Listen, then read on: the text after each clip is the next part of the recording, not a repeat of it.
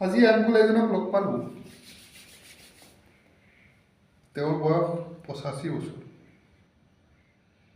তেওঁ একদম সুস্বাস্থ্যৱান, একদম হৃষ্টপুষ্ট, একদম একোৱেই হোৱা নালাগে, বেমাৰে নাই।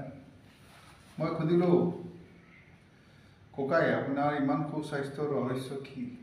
কেনেকৈ ইমান ধুনীয়াকৈ থাকে? স্বাস্থ্য ভাল, খোৱা বোৱা ভাল, আপোনাৰ দেখাত একোৱে হোৱা নাই।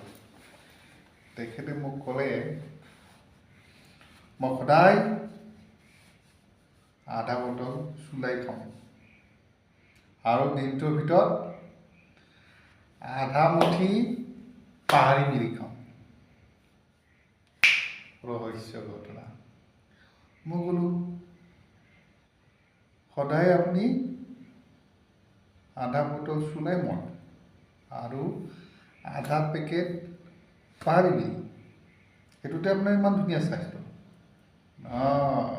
পাই তুমি কি জানা, সদায় লাগে।